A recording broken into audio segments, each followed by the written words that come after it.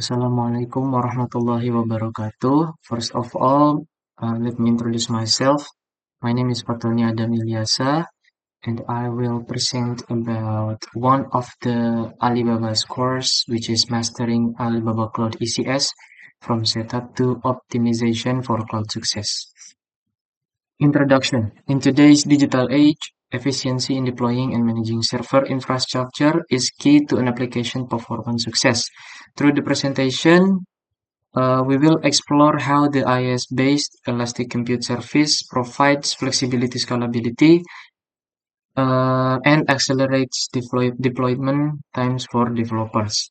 This presentation is designed to provide a comprehensive understanding of component architecture, instance taxonomy, and hands-on demonstrations of building secure, stable, and optimized virtual servers on Alibaba Cloud. Definition and key benefits of ECS. Elastic Compute Service is an IaaS-based cloud computing service that delivers on-demand virtual server resources with high availability and security. There are four benefits of ECS. The first one is efficient deployment. Server deployment time is slashed from 1 hour to just 2 or 3 minutes by utilizing template images. Second is scalability, supports vertical scaling or upgrading vCPU or RAM, and auto-scaling based on workload demand. Third is cost optimization, flexible billing options including subscription, pay-as-you-go, and preemptible instances. And the last one is advanced security, network isolation via VPC, virtual firewalls, security groups, data backups via snapshots, and human error prevention through release protection. Core components of an ECS instance.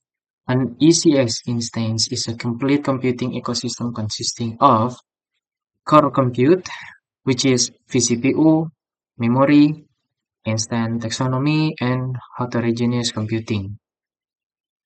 Storage, block storage, system disk and data disk, and snapshots for disaster recovery. Images, template configurations to launch servers, public, custom, shared, and marketplace images. Networking, virtual private cloud VPC, vSwitches for availability zones, private IPs, and public or elastic IPs. And last is security. For secure access methods, passwords or key pairs, and inbound or outbound firewalls via security groups. Inside ECS instance families and taxonomy. Okay, so naming structure. The alphabet letter, family or category indicates the workload type the instance is optimized. For example, is G equals general purpose. And number or the generation indicates the technological iteration or generations. So like G6, G7, G8, G9. Instance sizing, large. So there are four types. Large have 2 CPUs, X large have 4 CPUs, 2X large have 8 vCPUs, and 3X large have 12 vCPUs. So these are the instance categories. Basic family with light workloads such as T6 and S6 for static websites or normal traffic. Enterprise family such as G6 and G7 for general purpose, C6 for compute optimized, and R6 for memory optimized. And specialist families with big data such as D2Es or D1NE, IO intensive, I2 or I2G, and heterogeneous computing like GPU or FPGA. Lifecycle management and hands-on operations. Okay, first step, network infrastructure. Setting up a VPC and creating vSwitches across different availability zones for redundancy. Second, server configuration, selecting a big billing method, determining the instance type, choosing an OS image, and configuring security groups. Third, connectivity, binding an Elastic IP for internet access, and utilizing Workbench to log in, update the OS, and install software. Example like NGINX. Ensuring long-term stability and security of the instances. First is Cloud Monitor, real-time visual data analysis of CPU usage, memory, network traffic, and system processes. Second is Disaster Recovery, scheduling regular snapshots of the cloud disks to prevent data loss from system failure. Third is Release Protection, activating built-in safeguards to prevent accidental deletion of critical servers by team members. Fourth is custom images, saving pre-configured instances into custom images to easily replicate and deploy identical new servers within minutes. Next, I will just demonstration how to create the ECS instance.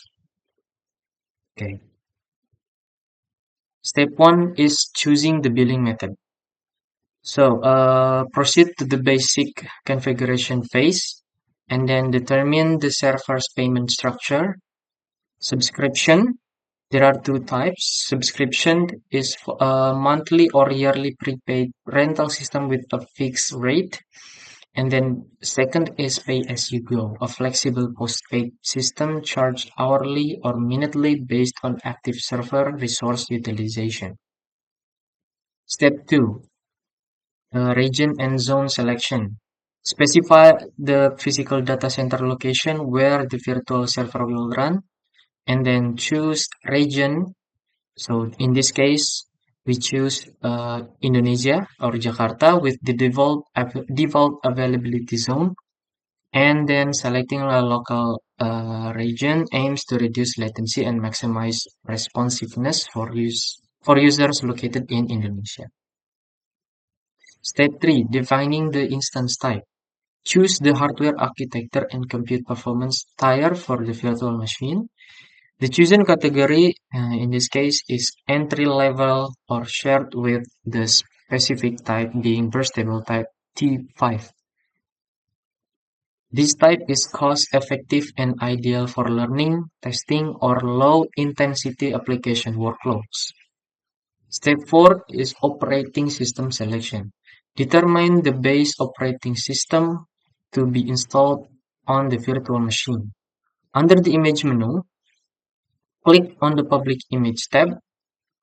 So the Linux distribution selected for the server environment is Ubuntu version 18.04.64-bit.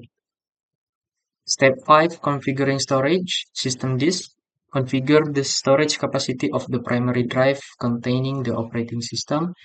The type of storage drive selected is Ultra Disk, and the disk capacity is set to 40 GB, the standard default size. Once completed, click Next to the networking. Step 6, networking and public IP allocation. Move to the networking configuration page to set up server communications. Define the virtual private cloud or VPC and subnetwork or vSwitch. It is mandatory to check the assigned public IP address box so the server receives a unique public IP, allowing it to be accessed via the internet. Step 7, network bandwidth settings. Set up the billing SIM and limitations for outbound internet data traffic. The selected network billing method is pay by traffic. Costs are calculated solely based on the amount of outbound data consumed. The maximum data transfer rate or peak bandwidth is limited to 5 Mbps. And then click Next System Configuration to proceed. Step 8, Security Authentication. Select the security method for accessing and managing the Linux server remotely. And then the logon method selected is keypair, utilizing a pair of secure cryptographic digital SSH keys. Using a key pair provides significantly tighter security compared to a standard text password authentication method. Step 9, naming the instance. Provide the text identifier for the virtual machine currently being created. Fill out the instance name and host name fields to make it easier for an administrator to organize and identify servers inside the Alibaba Cloud dashboard. Step 10. Final specification review. Provide a text identifier for the virtual machine currently being created. Fill out the instance name and hostname is easier for an administrator to organize and identify server inside the Alibaba Cloud dashboard.